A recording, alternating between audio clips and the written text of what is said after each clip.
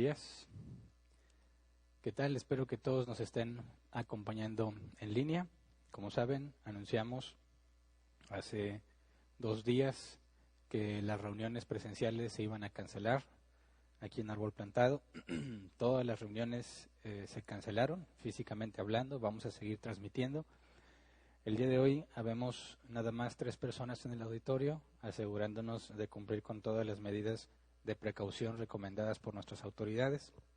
Si alguien no se dio cuenta y llega aquí al auditorio, bueno, de la manera más respetuosa posible le vamos a pedir que se regrese a su casa. Vamos a cumplir con la parte que nos corresponde. En el comunicado que publicamos en nuestra página de Facebook, por favor, todos aquellos que estén siguiendo nuestras transmisiones o estén al pendiente de las enseñanzas de Árbol Plantado, vayan a nuestra página de Facebook y denle me gusta y asegúrense que está la opción de recibir notificaciones prendidas. No porque queremos más likes, sino porque vamos a estar anunciando, compartiendo información y emitiendo comunicados conforme la situación vaya cambiando, ¿verdad? Actualmente todas las reuniones están canceladas hasta previo aviso y por favor todos atendamos la recomendación de quedarnos en nuestras casas. Camino para acá, me tocó ver en la calle mucha gente en los car wash lavando su carro, algunos caminando simplemente, paseándose. No hagamos eso, ¿verdad? Fíjate, vi que alguien publicó en una red social que a nuestros abuelos se les pidió que fueran a la guerra, ¿verdad? Para poder salvar al mundo.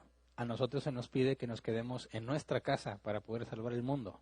Así que es muy sencillo lo que se nos está pidiendo.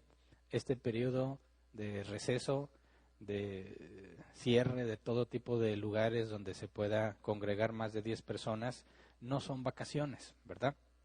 No estamos ahorita con la intención de disfrutar nuestro tiempo libre fuera de casa. Disfruta tu tiempo libre, pero dentro de tu casa. Así que, por favor, tomemos todas las medidas necesarias.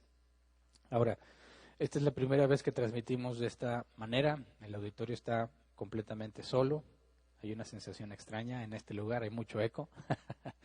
Así que nosotros vamos a continuar con nuestro estudio. Hoy vamos a ver la última parte del tema del divorcio, la parte número 7. Estábamos analizando las familias fracturadas. Recordemos que habíamos dicho que en el caso de un matrimonio sin hijos, cuyos cónyuges, la parte esposo o esposa, se divorcian, en esa familia se disuelve, ¿verdad? Ya no es una familia, cada quien regresa a su estado de soltería, pero en el caso de un matrimonio con hijos, cuando hay un divorcio y uno de los dos falta, hablamos de una familia fracturada. Vimos que esto tiene serias consecuencias para la familia en general, para el padre o madre que se quedó soltero, para los hijos, y dijimos que íbamos a estar estudiando esta situación de las familias fracturadas desde 3 perspectivas: los padres, los hijos y la iglesia. La semana pasada estuvimos analizando el tema de los hijos, pero también quiero recordar que habíamos dicho que una familia fracturada no solamente es aquella que experimenta un divorcio. También son las familias con hijos rebeldes, que no se sujetan a sus padres, familias con serios conflictos internos, donde no se cumplen las responsabilidades de cada rol, familias que experimentaron la pérdida de uno de los suyos, familias mixtas, etcétera. Entonces, al hablar de familias fracturadas, íbamos a estar enfocándonos en las familias fracturadas por consecuencia de un divorcio, pero al igual que en las otras perspectivas, vamos a considerar también el día de hoy todas las familias fracturadas, a pesar de que no provengan de un divorcio. Entonces, la semana pasada consideramos la perspectiva de los hijos y vimos que el divorcio de los padres le cambia la vida a los hijos. El divorcio obliga a los hijos a enfrentar dificultades que ellos no crearon y los hijos no tienen la culpa del divorcio de sus padres. Sin embargo, demostramos con la Escritura que Dios es soberano y nada sucede sin que Él lo permita. Por lo tanto, todos los hijos que han sufrido por el divorcio de sus padres pueden estar seguros de que Dios lo permitió con un propósito, un buen propósito para su vida. Entonces, si Dios ha permitido que tengas carencias y dificultades por el divorcio de tus padres, debes recordarte a ti mismo que todo lo que Dios permitió para tu vida, que fue dañino, que fue difícil, Dios tiene el poder para convertirlo en algo bueno. Vimos lo que el Salmo 27:10 dice, según la Reina Valera 1960. Dice, aunque mi padre y mi madre me dejaran, con todo Jehová me recogerá. Cuando Dios permite que los hijos sufran por las faltas de sus padres, podemos concluir que Dios los está haciendo madurar. Está haciendo que los hijos pongan los ojos en Él y no en sus padres. Nos está mostrando cómo es el mundo real. Ahora concluimos, por todo lo que analizamos, que aquellos que enseñan que, puesto que Cristo ya sufrió por nosotros, nosotros no debemos sufrir, bueno, concluimos que eso es una mentira muy vergonzosa, ¿verdad? Y es triste. Yo he estado al tanto de lo que otras iglesias han estado haciendo y lo que han comunicado, y es muy común ver que los líderes les están diciendo a las personas, a sus congregantes, que no se preocupen, que como Cristo ya sufrió por nosotros, nosotros no vamos a sufrir. Les están diciendo que declaren que ninguna plaga tocará su casa, etcétera, etcétera, y eso es un grave error, ¿verdad? Porque si realmente ninguna plaga te tocará, si realmente no tienes por qué sufrir, porque Cristo ya sufrió por ti, entonces no puedes explicar muchísimas cosas en la Biblia. No puedes explicar el libro de Job, no puedes explicar el apóstol Pablo, el apóstol Pedro, todos los mártires en la historia del cristianismo. No tendría ninguna explicación si realmente Cristo ya sufrió por nosotros y por consecuencia nosotros no debemos de sufrir. Así que eso es una mentira. No lo crean, no proviene de la Escritura. Lo que dijimos es que si todo está en control de Dios y Él es soberano y Él nos ha prometido que todo obra para bien, para aquellos que han sido llamados conforme a su propósito, entonces llegará el momento en que confesaremos lo mismo que el salmista. En Salmos 119:71 dice, me hizo bien haber sido afligido, porque así llegué a conocer tus decretos. Entonces, dejando en la semana pasada el tema de los hijos, el día de hoy vamos a considerar la perspectiva de la Iglesia. ¿Tiene la Iglesia alguna función en el tema de las familias fracturadas? La respuesta es sí. Sí tiene una parte fundamental en las familias fracturadas. Es una base importantísima para que las familias fracturadas puedan avanzar en su caminar cristiano. Pero antes de estudiar lo que la Escritura dice, vamos a orar así como estamos. Señor, gracias por tus bendiciones, gracias porque en medio de tanto temor en nuestra sociedad, en todo el mundo, nosotros podemos tener paz. Gracias, Señor, porque podemos confiar en ti, en que tú eres soberano y nada sucede sin que tú lo permitas. Así que ahí está nuestra esperanza y nuestra confianza. Y hoy te rogamos, Padre, que con tu Espíritu Santo nos permitas entender lo que vamos a estudiar el día de hoy, para que podamos comprender como iglesia cuál es nuestra responsabilidad con las familias fracturadas, ya sea que seamos parte de una familia fracturada o que no seamos parte. Enséñanos a hacer por medio de tu palabra lo que corresponde. Gracias de antemano. Amén. Muy bien, entonces empecemos a considerar lo que la Escritura dice. Pregunté, ¿tiene la Iglesia alguna función en el tema de las familias fracturadas? La respuesta es sí, pero vamos a ir probándolo por partes. Primero quiero poner un antecedente de lo que la Biblia enseña con respecto a las familias fracturadas, porque en la Biblia hay muchos casos de familias fracturadas. De hecho, tenemos que tener en cuenta que la Biblia no oculta los problemas que las familias enfrentaban, sin importar cuán famoso era el personaje, ¿verdad? El hombre que Dios había elegido o la mujer que Dios hubiese elegido. La Biblia no oculta los problemas de las familias y no importa qué tan vergonzosos eran, quedaron registrados. Entonces veamos algunos ejemplos desde el principio. Génesis 4:8. Dice, Caín habló con su hermano Abel mientras estaba en el campo. Caín atacó a su hermano y lo mató. Ese día Adán y Eva perdieron 2 hijos. Perdieron a Abel porque fue muerto y a Caín porque fue desterrado. Desde ese momento la familia estaba fracturada. Ahora, sabemos que desde que Adán y Eva comieron del fruto prohibido, algo se rompió entre ellos, ¿verdad? Se perdieron la confianza y uno a otro se protegieron.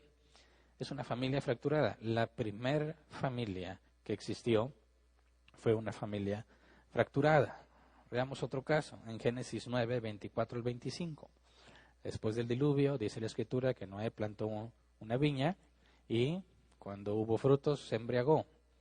Después de que se embriagó, resulta que uno de sus hijos, Cam, le falta gravemente el respeto al verlo desnudo y burlarse de él.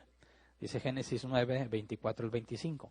Cuando Noé despertó de su borrachera y se enteró de lo que hizo su hijo menor, se enteró de lo que su hijo menor le había hecho, declaró: maldito sea Canaán, será de sus 2 hermanos el más bajo de sus esclavos. Ahora, Canaán ese era el primogénito de Cam, ¿verdad? Noé, el hombre que Dios eligió para salvar a su familia del desastre global, que fue el diluvio, después de todo lo que experimentó, después de todo lo que vio, después de todo el proceso de construir el arca, como dice la carta a los hebreos, de predicar a los que estaban ahí, de predicarles la justicia, de ver todos los efectos devastadores del diluvio, de saberse elegido para salvación por gracia. Bueno, pasa el tiempo y se pone una borrachera que pone en evidencia la situación de su hijo Cam, porque Cam, que vivió también lo mismo, que experimentó todo eso, no tuvo temor de Dios, no tuvo respeto a su padre y lo avergüenza. Cam lo vio desnudo y va y corre y le dice a sus hermanos para burlarse de él. Entonces, Noé tuvo una familia fracturada. Luego, los hijos de Jacob vendieron a su hermano José como esclavo por envidia. Génesis 37, 26 al 28. Dice: entonces Judá les propuso a sus hermanos: ¿qué ganamos con matar a nuestro hermano y ocultar su muerte? En vez de eliminarlo, vendámoslo a los ismaelitas. A fin de cuentas, es nuestro propio hermano. Sus hermanos estuvieron de acuerdo con él, así que cuando los mercaderes madianitas se acercaron, sacaron a José de la cisterna y se lo vendieron a los ismaelitas por 20 monedas de plata. Fue así como se llevaron a José a Egipto. Ahora, ¿quién era Jacob? Bueno, el hombre elegido por Dios como portador de la promesa a Abraham, ¿verdad? Dios le dio una promesa a Abraham. Esa promesa, a la muerte de Abraham, pasó a Isaac, y luego de Isaac pasó a Jacob, a pesar de que Jacob engañó a su padre y todo lo que sabemos que sucedió, ¿verdad? Entonces, el hombre que Dios eligió como portador de la promesa de Abraham tenía serios conflictos con sus hijos. Sus hijos eran muy crueles, sus hijos eran muy conflictivos.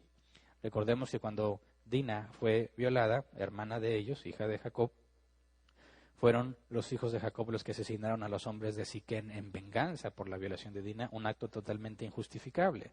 Sí podían buscar justicia, bueno, debía haber sido con el hombre que la violó, o sea, con Siquem, y no con todos los hombres. Se aprovecharon de ellos cuando estaban en el punto más doloroso de la circuncisión que ellos les propusieron y los de Siquem habían aceptado. Así que Jacob tenía una familia fracturada, una familia muy conflictiva. Y uno de los hijos de Jacob traería al Mesías por medio de su descendencia. Luego, otro ejemplo, los hijos de Samuel. ¿Se acuerdan del profeta Samuel? Vamos a 1 de Samuel 8, 1 al 5. Dice: cuando Samuel entró en años, puso a sus hijos como gobernadores de Israel, con sede en Berseba. El hijo mayor se llamaba Joel y el segundo Abías. Pero ninguno de los dos siguió el ejemplo de su padre, sino que ambos se dejaron guiar por la avaricia, aceptando sobornos y pervirtiendo la justicia. Por eso se reunieron los ancianos de Israel y fueron a Ramá para hablar con Samuel. Le dijeron: tú has envejecido ya y tus hijos no siguen tu ejemplo. Mejor danos un rey que nos gobierne como lo tienen todas las naciones. Ahora, Samuel, un hombre de Dios, un profeta de Dios, que Dios lo usó para confrontar el pecado de los israelitas, para guiar y enseñar a los israelitas en la palabra de Dios. Bueno, sus hijos despreciaron a Dios y despreciaron el ejemplo de su padre. Es una familia fracturada. Y algunos pueden decir: ¿cómo puede ser que el hijo de un profeta no siga los caminos del profeta? Bueno, ahí está una clara evidencia de que el profeta Samuel tenía una familia fracturada. Luego, un caso que analizamos previamente, 2 de Samuel 11, 2 al 5, el adulterio de David con Betsabé. Dice: una tarde, al levantarse David de la cama, comenzó a pasearse por la azotea del palacio y desde ahí vio una mujer que se estaba bañando. La mujer era sumamente hermosa, por lo que David mandó que averiguaran quién era, y le informaron: se trata de Betsabé, que es hija de Eliana y su esposa esposa de Urías elitita. Entonces David ordenó que la llevaran a su presencia, y cuando Betsabé llegó, él se acostó con ella. Después de eso, ella volvió a su casa. Hacía poco que Betsabé se había purificado de su menstruación, así que quedó embarazada y se lo hizo saber a David. David, el hombre conforme al corazón de Dios, abusó de su autoridad, despreció a uno de sus valientes, que era Urías elitita, era uno de los valientes de David, era nieta de uno de los consejeros más importantes de David y no le importó, la codició y haciendo uso de su autoridad se acostó con ella. David es el hombre que compuso muchos salmos. David es el hombre que Dios usó para vencer a Goliat. David no tenía ninguna excusa para hacer lo que hizo, sin embargo, lo hizo por voluntad propia. Y cuando se dio cuenta que Betsabé estaba embarazada y sus intentos de ocultarlo no funcionaron, mandó que mataran a Urías. Mandó que lo pusieran al frente de la pelea donde era más peligroso y que lo dejaran solo para que lo mataran, con tal de ocultar su pecado. Así que es una aberración lo que David hizo. David despreció a Dios por una mujer y él mismo fracturó a su familia. Luego, en la misma familia de David tenemos que Amnón, hijo de David, violó a su media hermana Tamar. Segunda de Samuel 13, 14 al 15, dice, pero Amnón no le hizo caso, sino que aprovechando de su fuerza se acostó con ella y la violó.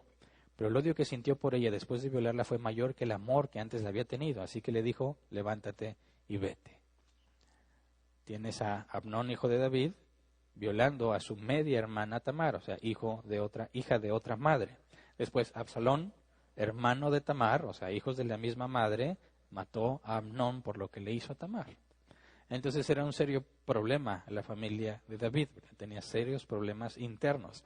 La falta de justicia provocó problemas muy serios incluso a todo su reino. Entonces, es claro que la Biblia nos habla de familias fracturadas y de personajes importantes en la Escritura. Aquí lo que tenemos que decir es por qué Dios decidió dejar por escrito los problemas familiares tan vergonzosos de los hombres que le había elegido, ¿verdad? ¿No te parece que daña seriamente la reputación de esos hombres y su credibilidad? Trata de ponerte en los zapatos de Noé o en los zapatos de David. O sea, todo lo que se describe de Noé, Dios recibe la instrucción, es fiel, confía en Dios, construye el arca, se salvan. Noé dio muestras de una obediencia sorprendente. Y luego se embriaga y genera este problema. Cam queda en evidencia. Y él lo maldice, no porque Noé tenga autoridad de maldecir, sino porque es Dios quien lo está usando para maldecir a la descendencia de Cam, que era Canaán. ¿Por qué Dios registra eso? Ponte en los zapatos de Noé, ponte en los zapatos de David.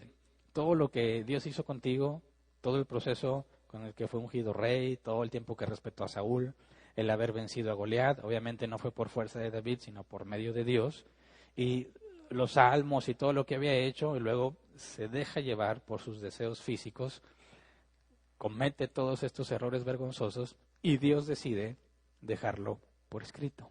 De manera que no nada más se enteraron los del tiempo, los contemporáneos a estos hombres. Por ejemplo, ¿cómo se habrá sentido Noé cuando la gente se enteró, su propia descendencia, lo que había pasado?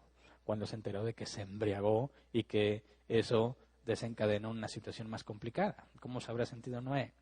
¿Cómo se habrá sentido David cuando todos descubrieron lo que él hizo? Cuando todos descubrieron por qué había muerto Urías y por qué estaba embarazada Betsabé. Es algo muy vergonzoso, ¿verdad? Pero en lugar de ocultar su pecado, lo que hace Dios es dejarlo registrado, para que miles de generaciones futuras se enteren de lo que hicieron. Entonces, imagínate que en lugar de enterrar tu error y dejarlo atrás, Dios se encarga de que todas las personas de ahí en adelante puedan leerlo, recordarlo y analizar y examinar la forma en la que despreciaste a Dios. Todos pecamos, ¿verdad? En eso nos podemos identificar todos. Todos pecamos y cada vez que pecamos lo hacemos consciente y voluntariamente. Cada vez que pecamos despreciamos a Dios y todo lo que ha hecho con nosotros. Bueno, ¿qué te parecería que Dios decida informarle a todo mundo de los que te conocen y aparte lo deje registrado en su palabra para que nunca se olvide ese hecho y todos sepan lo que hiciste? ¿Le pedirías a Dios que no lo escriba? Le diría, Señor, por favor, estás dañando mi reputación. ¿Sí? ¿Por qué a Dios no le importó la reputación de estos hombres? Ahora, ¿cuál reputación? ¿Verdad? Ese es el primer problema. ¿Cuál reputación? La Biblia es clara en que no hay buenos ni uno.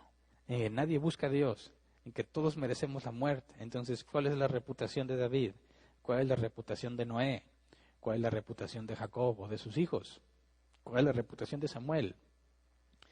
No podemos buscar en la Escritura algo que indique que hay reputación de un hombre y que Dios cuida esa reputación para no exhibirlo.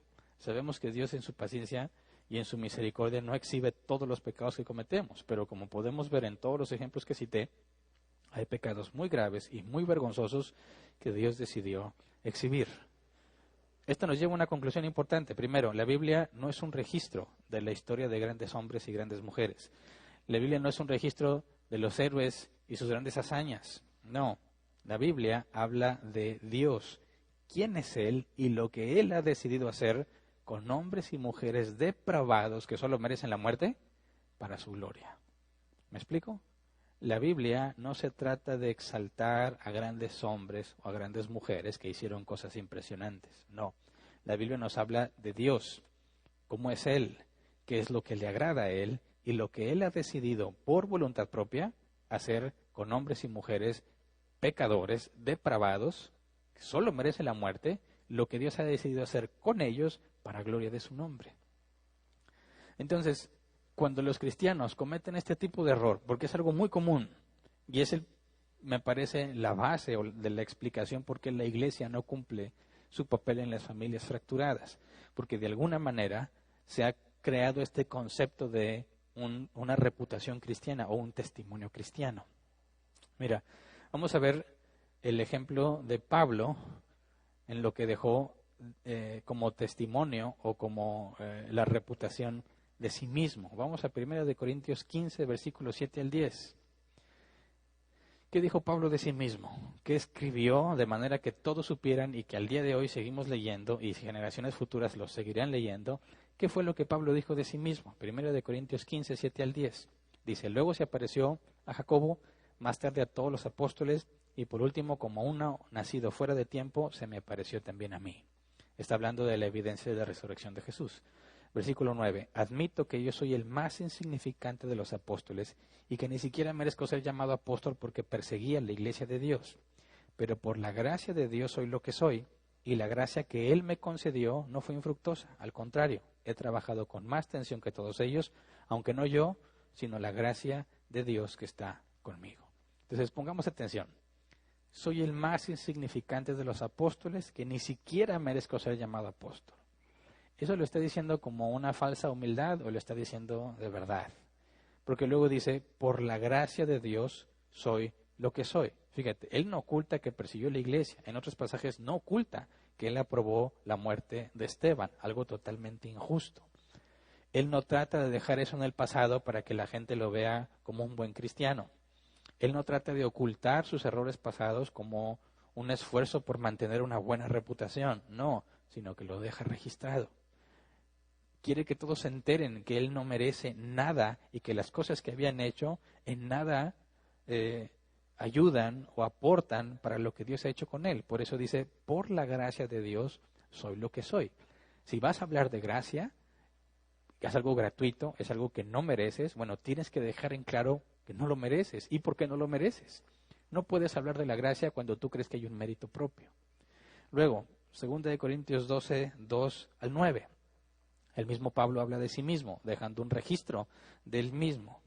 Dice, conozco a un seguidor de Cristo que hace 14 años fue llevado al tercer cielo. No sé si en el cuerpo o fuera del cuerpo, Dios lo sabe.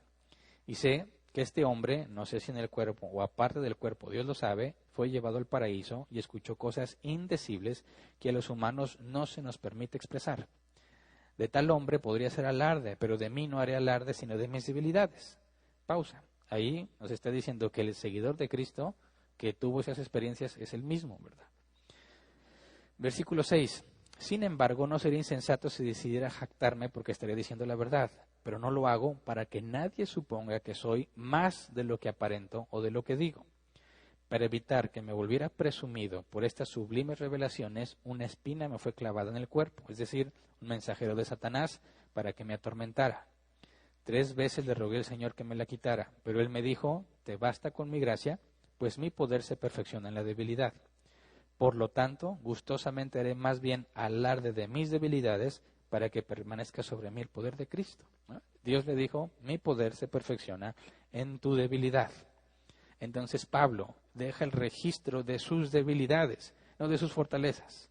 Pablo no habla bien de sí mismo ni oculta lo malo que ha hecho. Aquí nos está diciendo, Dios me ha dado revelaciones tan impresionantes que me generan un problema porque me vuelvo presumido. Fíjate bien, está confesando su problema. Me vuelvo presumido por todo lo que Dios me ha mostrado. Pero Dios en su misericordia, para evitar que yo presuma, me ha enviado un aguijón en la carne, ¿verdad? Que algunos piensan que es una enfermedad física, específicamente en la vista. No lo dice la Escritura literalmente, pero es probable. Entonces, ¿qué dice Pablo? Yo soy el más insignificante de los apóstoles, yo hice cosas muy graves, pero por gracia soy lo que soy.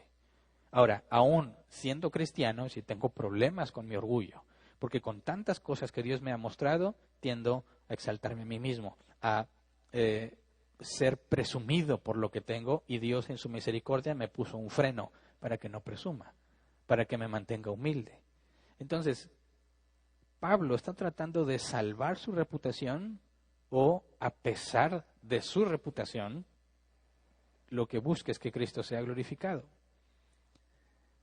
Ese es el punto principal y me parece que ese es el motivo de las fallas que como iglesia se presentan normalmente cuando hay que ayudar a las personas que están en aflicción y en el caso de las familias fracturadas.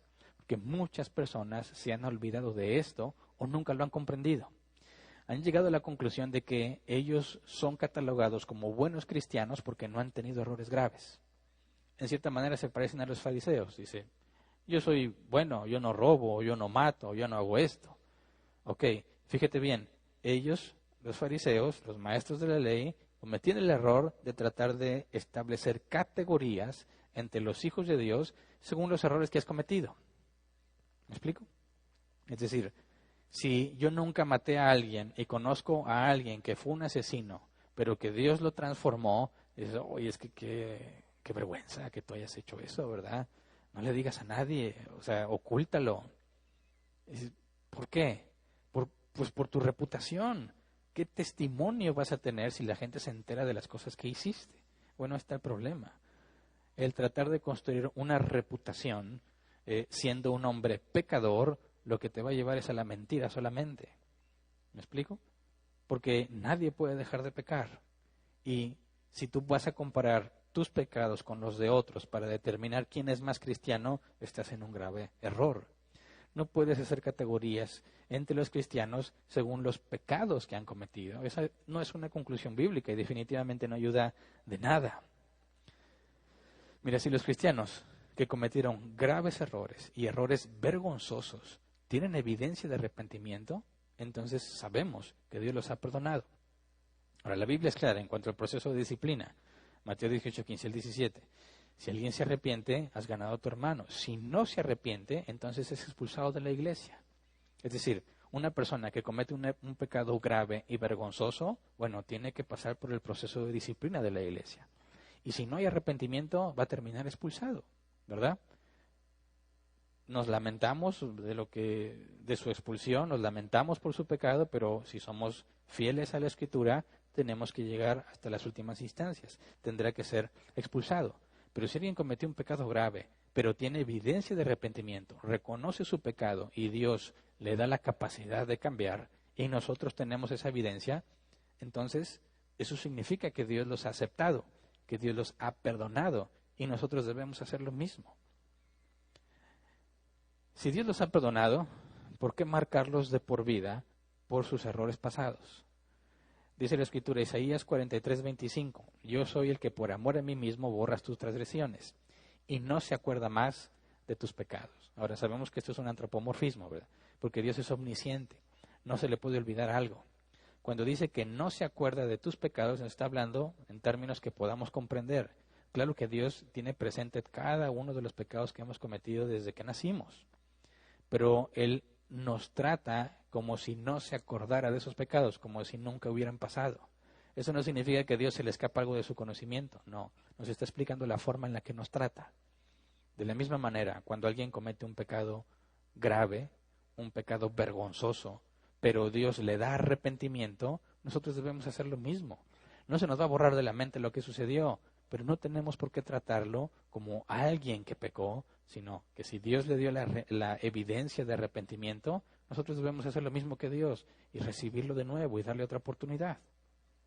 Entonces, cuando las iglesias o las personas en individual caen en la trampa de pensar que su obediencia los hace de alguna manera mejores cristianos que otros, o la ausencia de pecados graves públicos, porque muchos han pecado gravemente y nadie lo sabe, pero aquellos que fueron expuestos, exhibidos por medio de un proceso de disciplina o porque Dios los exhibió directamente, bueno, tienen un historial de las cosas graves que hicieron, pero si Dios demuestra que les dio arrepentimiento porque ellos tienen evidencia de que Dios los cambió, no puedes ponerles la etiqueta de todas las obras que han hecho en el pasado y marcarlos como una especie de cristiano inferior.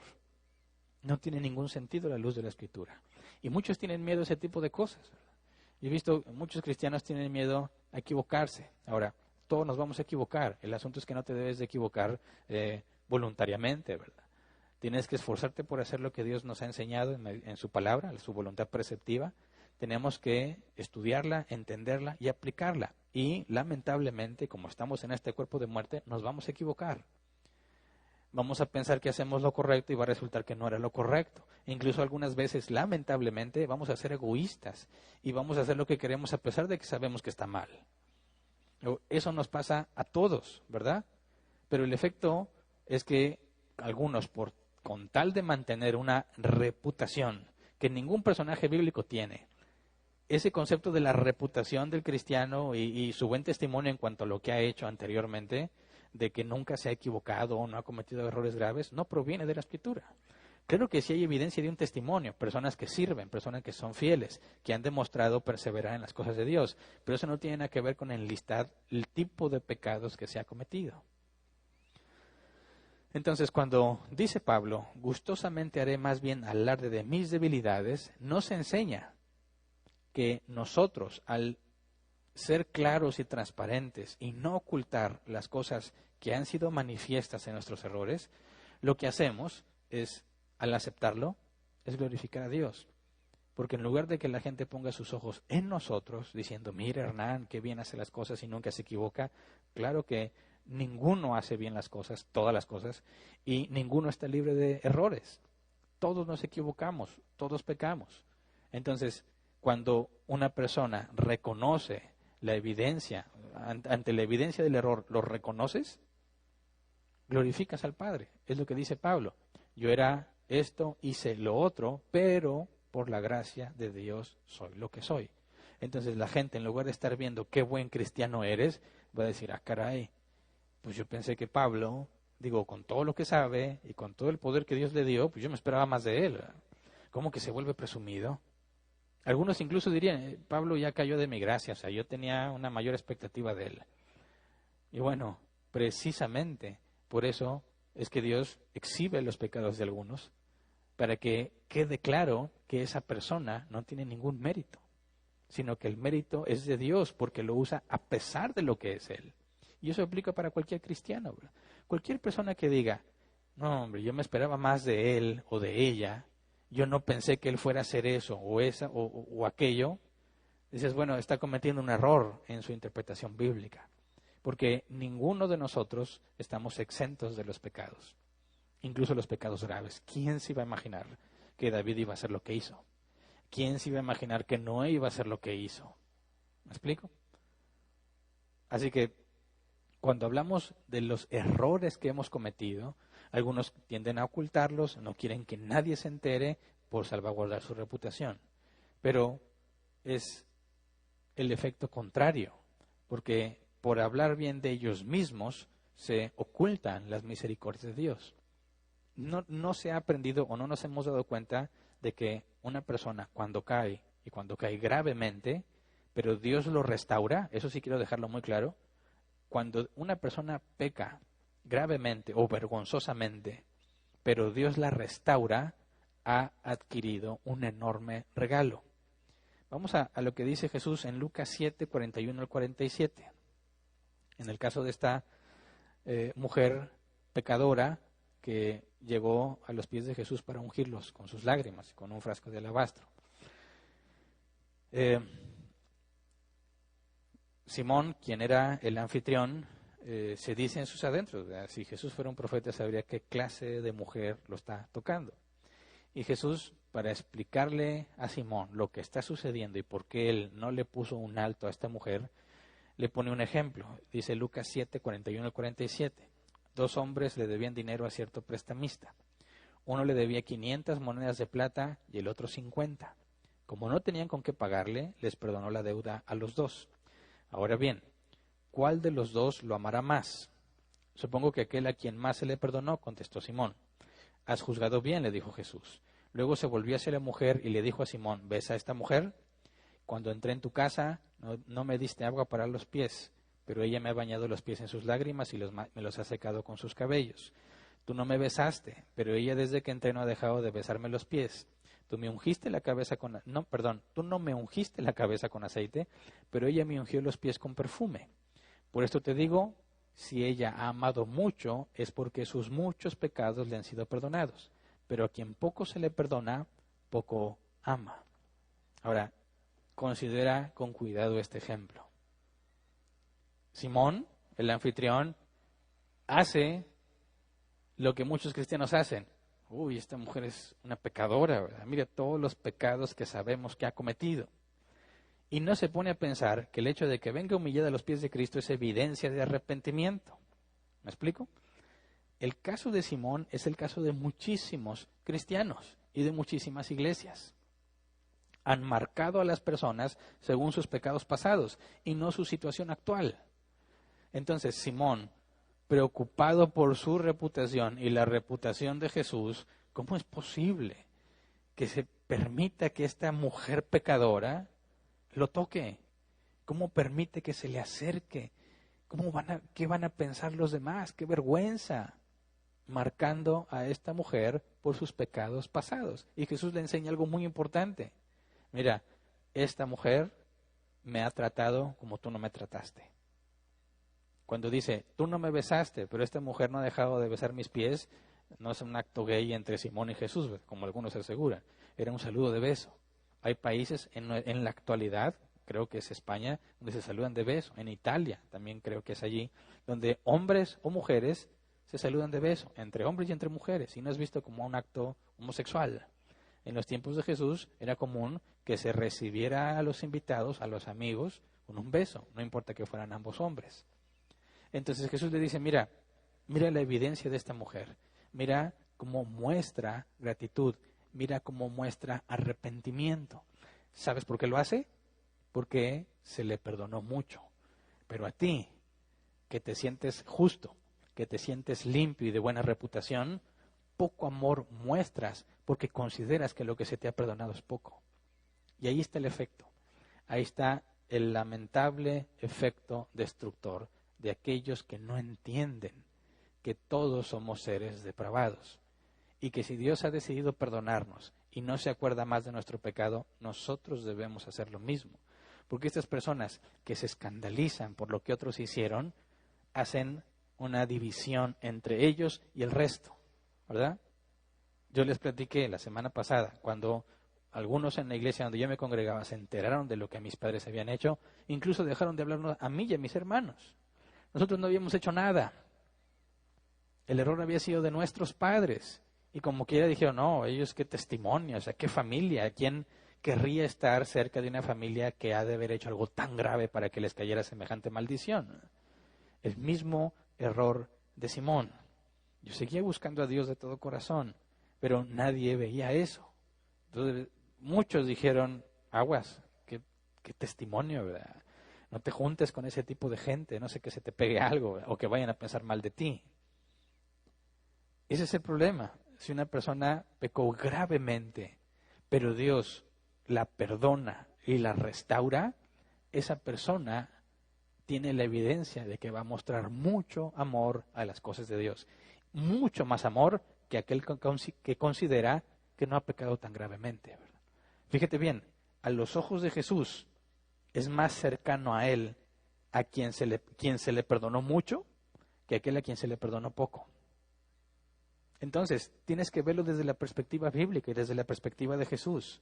Sí, una persona peca gravemente, incluso fracturando a su familia. Claro que es condenable, claro que hay que aplicar la disciplina y llegar a sus últimas instancias, pero si Dios le dio arrepentimiento, esa persona lo que va a manifestar es un gran amor a Dios, valorará mucho más a su familia, amará mucho más a su familia por lo que Dios le ha permitido comprender, por el perdón que experimenta en Dios. Así que el que ha sido perdonado y restaurado conoce a Dios de una manera más profunda que aquel que no lo ha hecho. Yo no estoy invitándolos a que pequen gravemente porque se va a convertir en algo bueno. El apóstol Pablo dice claramente, no digan hagámoslo mal para que venga lo bueno. No, todos tenemos que cumplir haciendo nuestro mejor esfuerzo la voluntad preceptiva de Dios, lo que la Biblia dice que debemos hacer y evitar lo que la Biblia dice que debes evitar. Pero cuando hablamos de una familia fracturada, ya sea que uno de los cónyuges la fracturó, ya sea que son los hijos, aunque el error de los padres, aunque sea error de los padres y los hijos están fracturados, se tiene que llegar a una conclusión. ¿Qué va a hacer la iglesia con esas personas? ¿Qué pasa si alguno entre nosotros adulteró en el pasado, pero Dios lo perdonó y lo restauró? ¿Lo vas a despreciar? ¿Qué pasa si alguno de nosotros estuvo en la cárcel por algo que hizo que es grave y que la sociedad lo condenó de esa manera, por medio de la ley, pero Dios lo perdonó y lo restauró? ¿Lo vamos a despreciar? ¿Qué pasa si alguno entre nosotros se entregó a los vicios, como Noé, y se embriagó, y fue descubierto, y fue expuesto públicamente, pero Dios lo restaura y Dios lo perdona? ¿Lo vas a despreciar? ¿Qué pasa si alguno experimentó un divorcio en el caso de sus padres? ¿Qué pasa si entre nosotros hay hijos cuyos padres se divorciaron? ¿Vas a despreciarlos por lo que sus padres hicieron? Eso no tiene sentido bíblico, ¿verdad? No hay ninguna razón para comportarnos así. Sin embargo, eso es lo que muchas iglesias hacen. No nada más los cristianos en lo individual, sino iglesias enteras. Es algo irónico que un pecador desprecie a otro pecador porque considera que no es tan pecador como él. Es lo más absurdo que puedes encontrar en algunos que se dicen cristianos. Por eso hay que aclarar. Yo mencioné la semana pasada el caso de mis padres, lo vergonzoso, lo grave de sus acciones. En el caso de mi madre, Dios la perdonó y la restauró. Yo tengo evidencia de eso. Y por esa evidencia, yo también la perdoné. ¿Me explico? Si Dios restaura a un pecador, debe haber evidencia de esa restauración, de ese arrepentimiento y del perdón de Dios. Y yo vi con mucha claridad el arrepentimiento en el caso de mi madre, y por eso yo también la perdoné. Es muy fácil ver, cualquiera lo puede ver, que ella ama a Dios y valora a su familia mucho más que antes. Dios trató con mi madre y la disciplinó, la hizo ver el error que cometió, y desde que lo entendió, se ha esforzado. Y yo lo he visto y me consta, se ha esforzado todos los días en tratar de enmendar sus errores. Claramente es palpable, visible y demostrable que ama mucho a su familia y que está arrepentida por lo que sucedió. Se ha esforzado sin parar por enmendar sus errores. Ahora, por eso es claro que Dios la restauró. ¿Por qué voy a juzgarla según los pecados que cometió? Si Dios la restauró, si muestra mucho más amor del que tenía, si ha hecho todo lo que está en su parte por enmendar sus errores, nadie puede acusarla por lo que hizo, porque Dios la perdonó. Y así aplica para cualquier padre que fracturó a su familia, para cualquier hijo que se ha revelado a sus padres, para que cualquier persona, ya sea un adúltero, un asesino, aunque haya ido a la cárcel por lo que hizo, si Dios lo perdonó y lo restauró, no significa que Dios lo va a sacar de la cárcel, pero la iglesia debe aceptarlo, puesto que Dios lo ha perdonado. En el caso de mi padre adoptivo, yo tengo la esperanza de que Dios le haya concedido arrepentimiento antes de su muerte. En caso de mi padre biológico, no supe qué fue de él.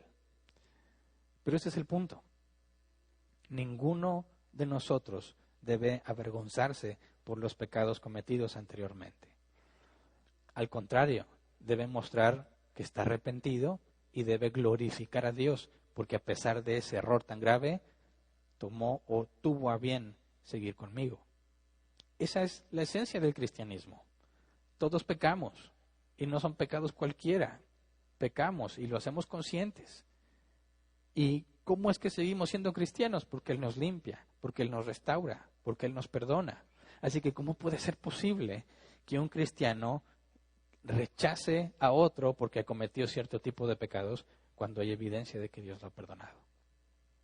Esa es la primera causa por la cual la iglesia desprecia a aquellos que vienen de familias fracturadas, aquellos que están afligidos, arrepentidos de su pecado, que están buscando a Dios. Bueno, algunos le dan la espalda, como Simón trató de hacerlo con la mujer pecadora que ungió los pies de Jesús. Así que tenemos que tener la perspectiva correcta.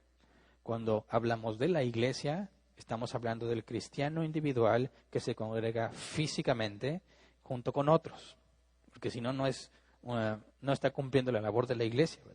La Biblia es clara en que no hay llaneros solitarios, cristianos solos repartidos en el mundo. No, la Biblia nos ordena que nos congreguemos, lo ordena con un negativo, no dejemos de congregarnos, ¿verdad?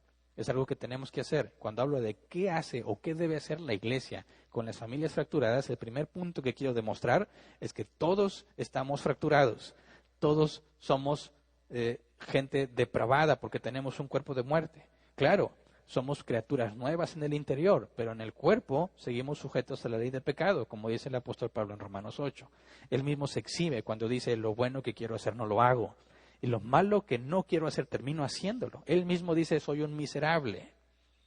Esa es la actitud que todo cristiano y toda iglesia debe de tener.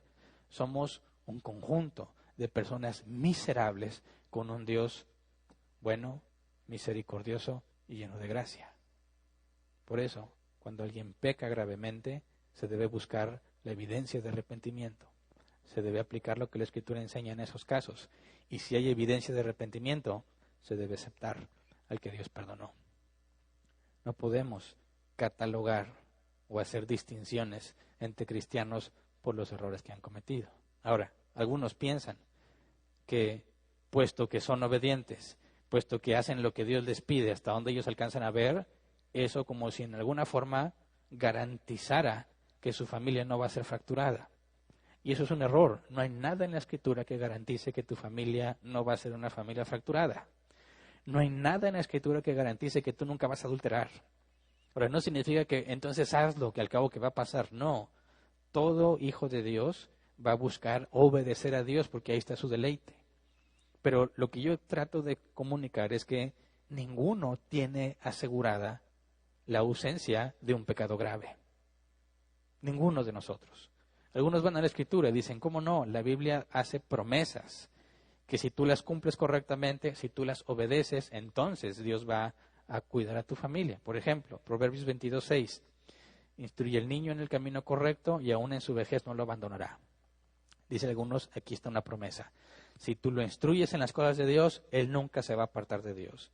Y ese es un error muy simple de hermenéutica, ¿verdad? ¿Qué me dices de los hijos de Samuel? ¿Qué me dices de los hijos de David? ¿Qué pasó con ellos? ¿Qué pasó con los hijos de Pedro? Porque estaba casado y tenía suegra.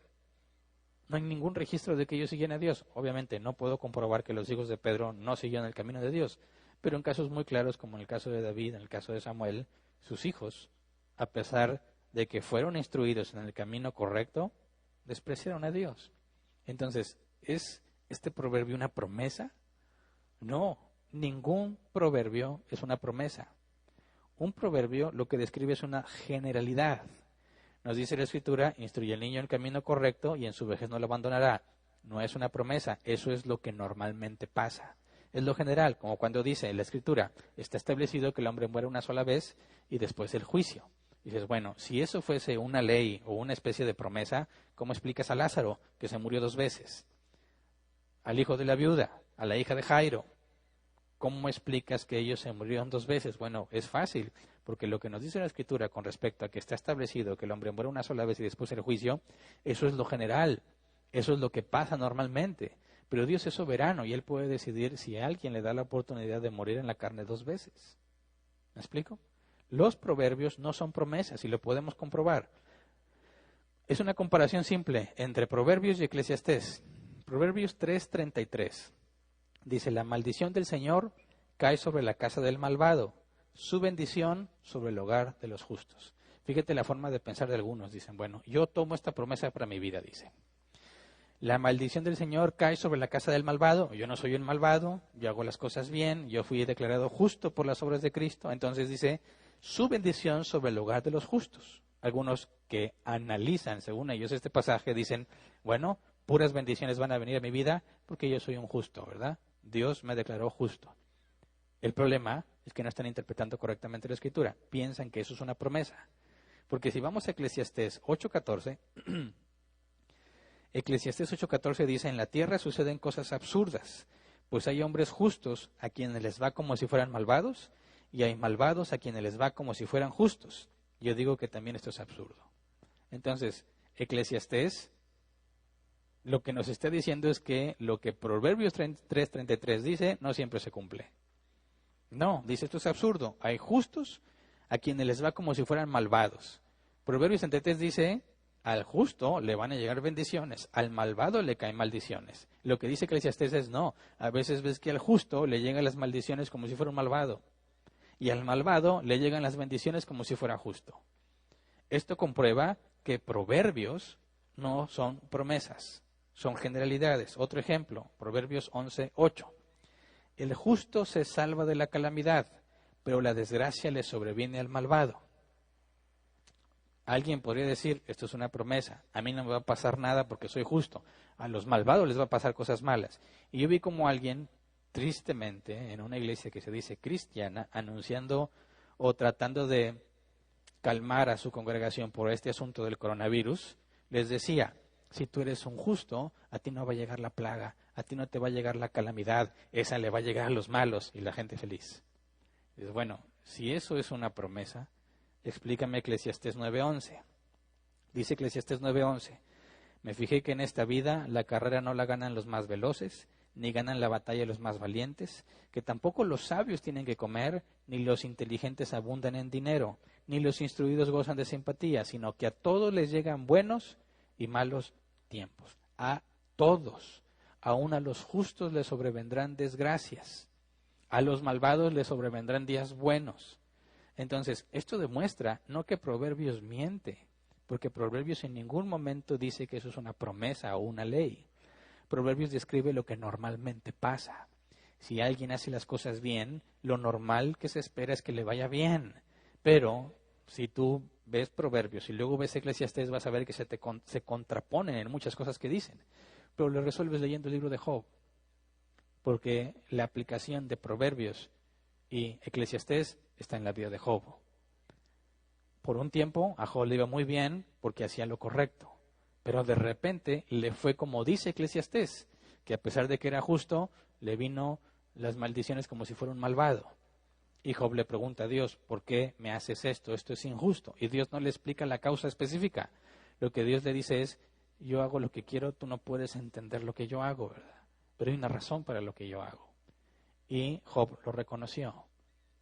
Así que es un grave error pensar que porque tú obedeces a Dios y sacas de contexto los proverbios u otros pasajes, como Hechos 11:31, Reina Valera 60, dice, ellos dijeron, cree en el Señor Jesucristo y serás salvo tú y toda tu casa. Y algunos dicen, eso es una promesa, así que si yo ya me salvé, Dios va a salvar al resto de mi familia. Falso, es una mala interpretación. Vamos a leer el contexto, Hechos 11:29 al 33. Dice, el carcelero pidió luz, entró precipitadamente y se echó temblando a los pies de Pablo y de Silas. Esto después de un terremoto que abrió las puertas de las cárceles. Dice el versículo 30, luego los sacó y les preguntó, señores, ¿qué tengo que hacer para ser salvo? Cree en el Señor Jesucristo, así tú y tu familia serán salvos, le contestaron. Luego les expusieron la palabra de Dios a él y a todos los demás que estaban en su casa. A esas horas de la noche, el carcelero se los llevó y les lavó las heridas. Enseguida fueron bautizados él y toda su familia. Así que, cuando tú lees, cree en el Señor Jesucristo y serás salvo tú y tu casa, no es una promesa para los cristianos. Es algo que Pablo le dijo al carcelero y que se cumplió esa misma noche, porque dice, él y toda su familia fueron bautizados. Así que cuando tú lees, cree en el Señor Jesucristo y serás salvo tú y toda tu casa, ese es un diálogo entre Pablo y carcelero. Y eso que Pablo le dijo al carcelero se cumplió esa misma noche. Tú no puedes decir, ahí hay una promesa para mi vida. No, no tiene ningún sentido. Hay muchos cristianos que son el único convertido en toda su casa y su familia nunca se convierte. Y eso es una evidencia clara de que lo que dice Hechos 11:31 no es una promesa. Así que mi punto es demostrar que todos estamos fracturados, todos tenemos pecado, todos tenemos problemas. Por consecuencia, no hay familias libres de problemas. Y aquellos que piensan que interpretando mal la Escritura van a lograr que su familia no tenga problemas están en un grave error, porque están interpretando mal la Escritura. Entonces tenemos que reconocer que todos pecamos, todas las familias de los cristianos y sobre todo también las que no son familias cristianas, todas las familias cristianas, puesto que todos los componentes, los miembros de su familia son personas con un cuerpo de muerte, todas tienen problemas. Todas en cierto nivel, unos más que otros, todos están fracturados. Así que nadie puede decir, no podemos recibir al que pecó. No podemos recibir al que está buscando arrepentimiento. No podemos juntarnos con ellos porque han hecho cosas muy graves. Ninguno puede decir eso si Dios les ha dado arrepentimiento. Entonces, debemos recibir al afligido, ¿verdad? Tenemos que tener los brazos abiertos al que busca arrepentimiento, al que busca la restauración de parte de Dios, aunque lo que hizo haya sido vergonzoso. Debemos recibir al que se sabe fracturado y que sabe que necesita un Salvador. Debemos recibir al que llora por su pecado y busca el perdón de Dios. Debemos recibir a las familias fracturadas por el pecado de sus padres. Experimentan muchos problemas y dolor. ¿Por qué? Los recibimos porque ellos muestran que Dios les ha dado arrepentimiento. Porque demuestran con sus hechos que Dios no los ha abandonado. Demuestran con sus acciones que Dios los ha perdonado. Así que es una tristeza ver que en algunos lugares al afligido lo desprecian, le dan la espalda al que ha pecado vergonzosamente. Le dicen, tú no tienes un buen testimonio, tú no puedes estar con nosotros. Qué tristeza saber que las iglesias o los cristianos desprecian a esos que han pecado suciamente a pesar de que Dios les ha concedido arrepentimiento, a pesar de que tienen la evidencia de restauración. Yo no estoy diciendo que aceptes al pecador que no se arrepiente. Claro que no. La Escritura es clara. Ellos deben ser expulsados. Yo estoy hablando de aquellos que, a pesar de que han cometido errores graves, tienen evidencia de arrepentimiento. Esos deben de ser abrazados por la iglesia. Entonces, seamos específicos. Si entendemos la situación que todos tenemos, si entendemos cómo la iglesia debe de ver a aquellos que han pecado gravemente o que están en una situación vergonzosa, si tienen la evidencia de arrepentimiento, tenemos que aceptarlos. Y tenemos que hacer una serie de pasos que los quiero decir brevemente. Primero, cuando surge el problema de una familia fracturada, la primera responsabilidad de la iglesia es asegurarse que se cumpla el proceso de disciplina que Jesús enseñó en Mateo 18, 15 al 17. Vamos a leerlo. Mateo 18, 15 al 17. Si tu hermano peca contra ti, ve a solas con él y hazle ver su falta. Si te hace caso, has ganado a tu hermano. Pero si no, lleva contigo a uno o dos más para que todo asunto se resuelva mediante el testimonio de 2 o 3 testigos. Si se niega a hacerle caso a ellos, díselo a la iglesia. Y si incluso a la iglesia no le hace caso, trátalo como si fuera un incrédulo o un renegado. Entonces, estos pasos, la primera responsabilidad que tiene la iglesia con una familia fracturada es asegurarse de que estos pasos se cumplan. Que se respete el orden de estos pasos, ¿verdad? Que nadie esté exhibiendo a una persona que pecó sin haber pasado por los pasos necesarios primeramente. Se tiene que confrontar en privado y eso queda oculto a todos los demás. Si no se arrepiente, entonces se involucran testigos, pero solamente ellos y los testigos saben lo que pasó. Nadie más lo tiene por qué saber. Y si aún con los testigos no se arrepiente y no reconoce su error, entonces los ancianos deben ser notificados para que se haga una investigación y se traiga ante la asamblea la situación.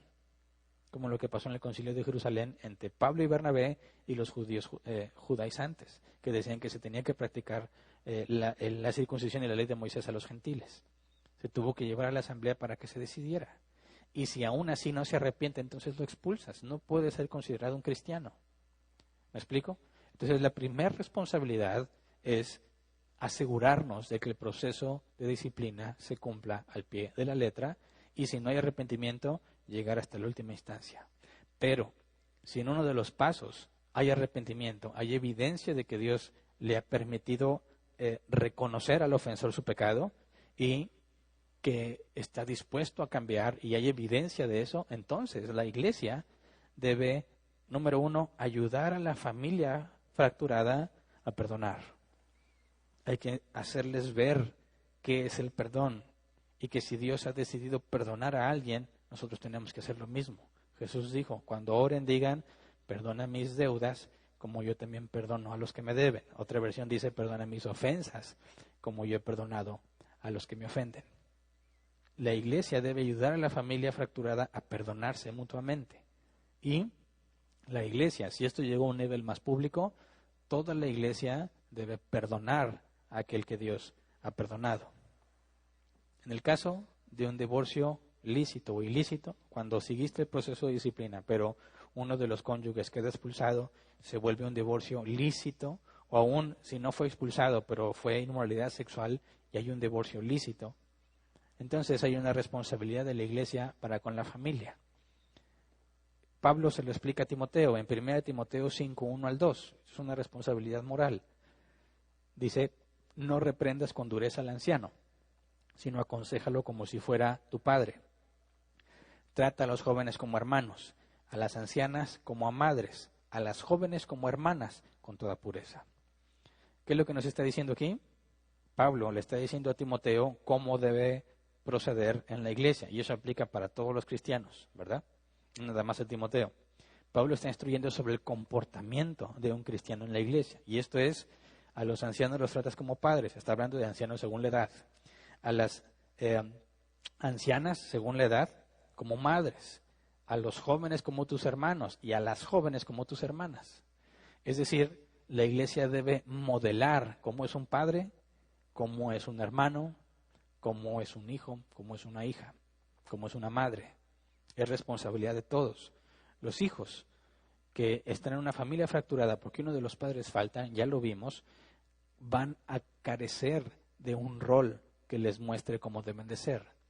Por eso en algunas circunstancias pasa que cuando un hijo varón es criado solamente con su madre, vas a ver que este hijo varón va a tener ciertos comportamientos afeminados. Y algunos dicen, es homosexual. No puedes concluir eso directamente, porque si un niño solamente tuvo el ejemplo de su madre, es natural que imite los comportamientos de su madre, los gestos, las expresiones. Que cuando este niño lo pongas con otros niños, va a haber una diferencia muy clara, porque los otros niños tienen una figura paterna, tienen a un hombre de cerca que aprenden de sus gestos, movimientos, maneras de expresarse, y este otro que solo ha tenido un ejemplo femenino, está imitando el ejemplo que tiene. Ahora, la iglesia debe ser el lugar donde estos niños que carecen uno de los padres sepan cómo es un hombre, cómo es un padre, cómo es un hermano. ¿Me explico? En la iglesia, en su trato unos con otros, debe modelar cómo debe de ser la familia. Entonces, cuando hay una madre soltera con hijos, hablando de familias fracturadas, ¿verdad? Una madre soltera que la iglesia tiene una responsabilidad para con ella. ¿Por qué? Porque sus hijos no van a tener el modelo paterno. ¿Eso significa que alguien tiene que ir y tomar los niños como si fueran suyos? Claro que no, ¿verdad? Claro que no. Pero como iglesia tenemos que encontrar la manera de que estos niños se relacionen con otros niños y con hombres que son padres para que puedan ver cómo es un padre, ya que ellos no lo ven en su casa. Y eso hay muchas formas de ayudar. La primera es congregarse, ¿verdad? Cuando entren a sus actividades, cuando entren al salón de clases especiales para niños y vean a un maestro, van a ver cómo un hombre se comporta, ¿verdad? Cuando estén aquí en la iglesia y estén en algún área donde haya un hombre sirviendo, van a poder ver cómo un hombre habla, cómo un hombre se comporta. Y podemos ir incluso más allá, ¿verdad? Si son personas cercanas a ti o no tan cercanas a ti, pero sabes que hay una madre soltera o un padre soltero que se la pasa trabajando y sus hijos están descuidados, tú puedes ofrecer ayuda para decir, oye, yo te cuido a los niños un rato, los voy a llevar a pasear. Uno, le puedes dar un descanso a esa madre soltera o a ese padre soltero, ¿verdad? No que los hijos sean fastidiosos, pero tiene tantas ocupaciones que un momento de soledad puede ser muy valioso. Entonces, les ayudas un poco en su carga, les dices, yo me voy a llevar a tus hijos. Obviamente buscas que sea algo familiar, ¿verdad? Yo y mi familia invitamos a los hijos de esta persona para que vengan con nosotros a hacer una actividad. ¿Cuál es el objetivo? Número 1, ayudar al padre o madre soltero. Número 2, que sus hijos puedan ver cómo es una familia. Cómo yo soy como padre, cómo es una madre y cómo son los hermanos, ¿verdad? Fuera del contexto que ellos tienen, porque un hijo que crece sin un padre tiene una forma de vida muy distinta a la de los demás. Y eso los lleva a sentirse excluidos. Entonces tenemos que tener mucho cuidado que cuando invitemos a los hijos de un padre o madre soltera, hagamos algo que realmente sea útil, ¿verdad? Algo que no les haga sentirse menos, ¿verdad? Tristemente he visto casos muy lamentables donde tratan de ayudar, pero en lugar de ayudar perjudican, porque invitan a los hijos de alguien, de un padre o madre soltero. Quieren llevarlos a algún lugar. El papá dice, bueno, les voy a comprar algo, pero hace diferencia entre sus hijos y los niños que invitó. Y a sus hijos les compra algo más grande o algo más costoso que a sus invitados. Y eso, en lugar de ayudar, perjudica gravemente, porque los niños que no tienen un padre se van a sentir aún peor cuando vean que tú haces distinción entre ellos. Entonces, no se trata de que cualquiera vaya y los ayude. Tú tienes que saber claramente cómo vas a transmitir lo correcto a estos niños, ¿verdad? Si son muchachos más grandes, aplica lo mismo. Hay que ayudarlos a convivir, a compartir. Alguna vez escuché un pastor que decía, cuando yo tengo muchachos que no tienen una figura paterna en su casa, él decía, yo le pido a hombres confiables de la iglesia que inviten a esos muchachos a cenar a su casa, que los inviten a una carne asada, que los inviten a un evento familiar. ¿Para qué? Para que este muchacho vea cómo es una familia cristiana. Pero él dice, este pastor decía, familias en las que yo sé que hay madurez cristiana, ¿verdad? Que realmente van a modelar correctamente cuáles son los roles de los padres y de las madres y de los hijos.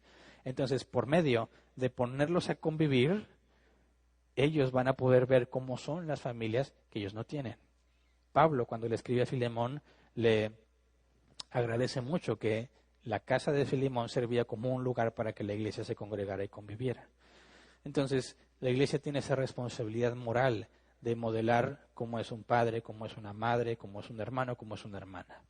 Pero hay otra más, el caso de la responsabilidad para con aquellos que no tienen lo necesario para la vida. 1 Timoteo 5, 3 al 7 dice, reconoce debidamente las viudas que de veras están desamparadas. Pero si una viuda tiene hijos o nietos, que estos aprendan primero a cumplir sus obligaciones con su propia familia y correspondan así a sus padres y abuelos, porque eso agrada a Dios.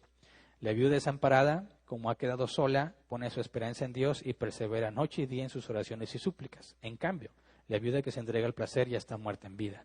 Encárgueles estas cosas para que sean intachables. Ahora, podrás decir que tiene que ver la viuda con una familia fracturada. Bueno, una viuda está en una familia fracturada, falta el rol del esposo.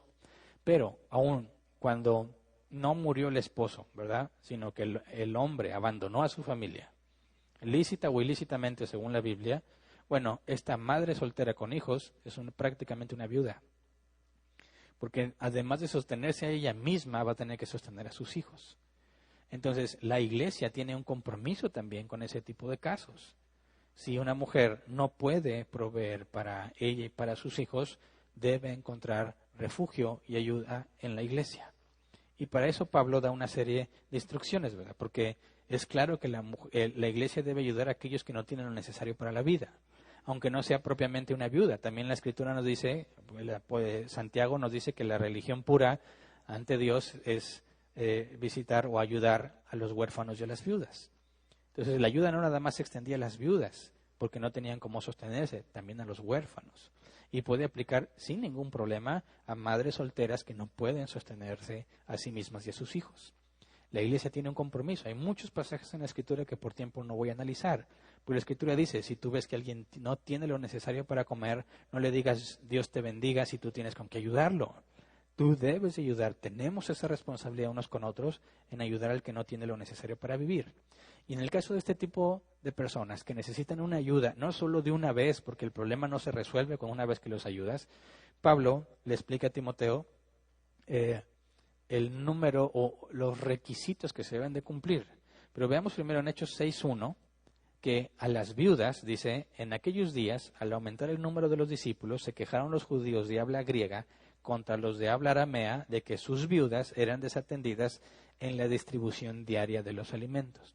La iglesia de Jerusalén, que tenía viudas desamparadas, obviamente que habían venido al conocimiento de Cristo, bueno, se les daba una distribución diaria de alimentos. O sea, no les dieron una vez y ya, diariamente. ¿Por qué? Porque ellas no se pueden sostener a sí mismas. Ahora, esta es una alternativa viable incluso para madres solteras que no pueden sostener a sus hijos, o padres solteros que no alcanzan sus ingresos para sostener a sus hijos. La iglesia también tiene un compromiso con ellos. Y luego vamos a 1 Timoteo 5:9 al 15, donde Pablo nos dice los criterios. Dice, en la lista de las viudas debe figurar únicamente la que tenga más de 60 años, que le haya sido fiel a su esposo y que sea reconocida por sus buenas obras, tales como criar hijos, practicar la hospitalidad, lavar los pies de los creyentes, ayudar a los que sufren y aprovechar toda oportunidad para hacer el bien. Versículo 11. No incluyas en esa lista las viudas más jóvenes, porque cuando sus pasiones las alejan de Cristo, les da por casarse. Así resultan culpables de faltar a su primer compromiso. Además, se acostumbran a ser ociosas y a andar de casa en casa, y no solo se vuelven holgazanas, sino también chismosas y entrometidas haciendo lo que no deben. Por eso exhorto a las viudas jóvenes a que se casen y tengan hijos, ya que lleven bien su hogar y no den lugar a las críticas del enemigo. Y es que algunas ya se han descarriado para seguir a Satanás. Ahora hay que aclarar aquí, ¿verdad? La viuda de más de 60 años que tenga obras que demuestran que es nacida de nuevo, debe recibir ayuda, ¿verdad? Como en el caso en la iglesia de Jerusalén, una ayuda periódica para que pueda seguir viviendo, ¿verdad? Para que tenga lo necesario para la vida.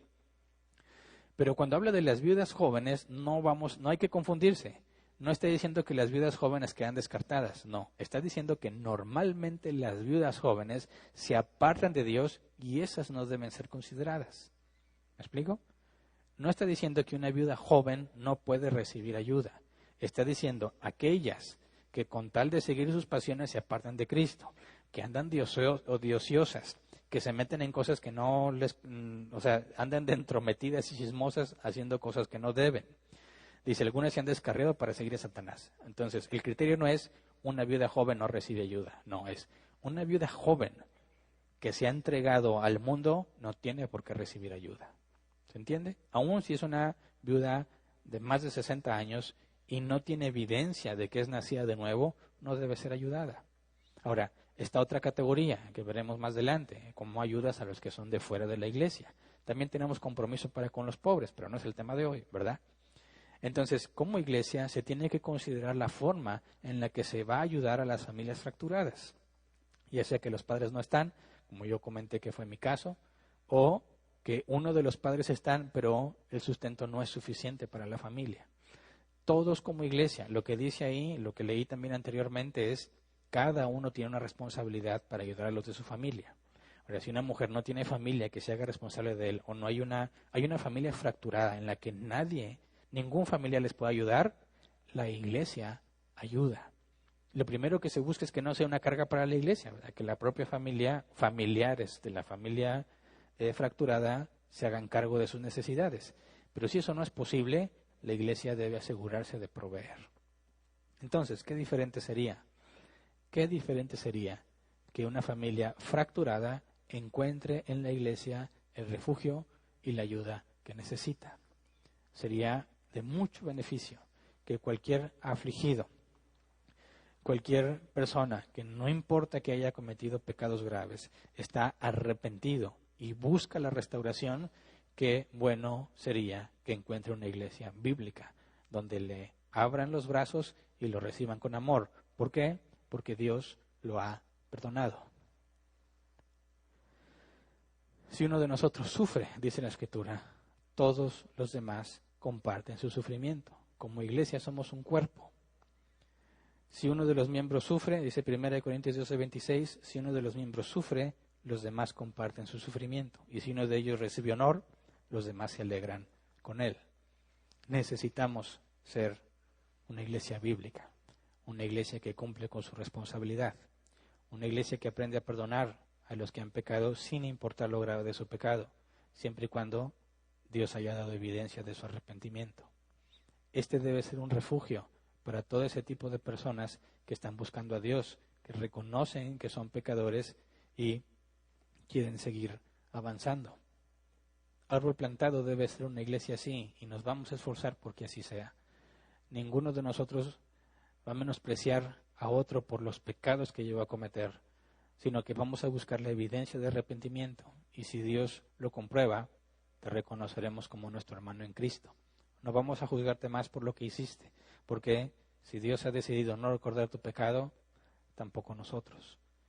Seamos comprensibles, pongámonos en los zapatos del otro, tengamos empatía y por favor nunca olvidemos que todos estamos, unos en más medida que otros, pero todos estamos fracturados.